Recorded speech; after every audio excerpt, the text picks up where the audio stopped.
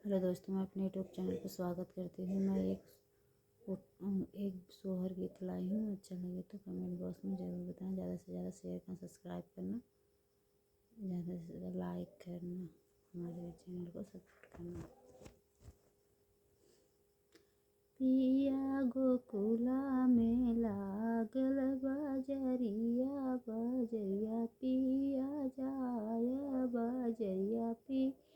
पिया जाया हो, पिया हमके तलाया चुनरिया ननद के लुगरिया ननद के लुगरिया हो, पिया गोकुला में लागल बजरिया बजरिया, पिया जाया बजरिया पिया जाया हो, पिया हमके तलाया चुनरिया ननद के लुगरिया ननद के लुगरिया हो,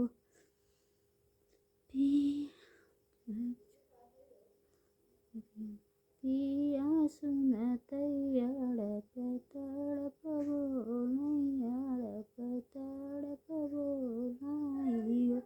धान बहिनी के गोरी गोरी दहिया चुनरिया उनके सोहै चुनरिया उनके सोहै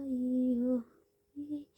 गोकुला में लागल बजरिया बजरिया, पिया जाया बजरिया पिया जाया हो,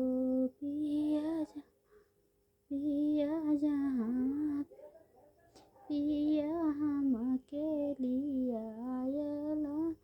पालनिया ननद के खटोलवा ननद के खटोलवा हो, पिया तनी वचन सुनै पियावा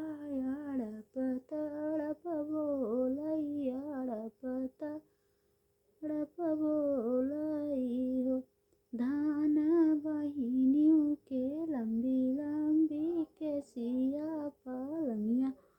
के सोई पलंगिया उनके सोई हो, सोई हो, पिया हमके लियाया बेटवा ननद के बिटियावा ननद के बिटियावा हो, पिया तनी वचन सुनै तड़पी तड़पी बोलै अड़पी तड़पी बोलै हो, धान बहिनियों का गोदिया सोना बेटौना ओ नहीं सोए बेटौना ओ सोहे नी हो, पिया गोकुला में लागल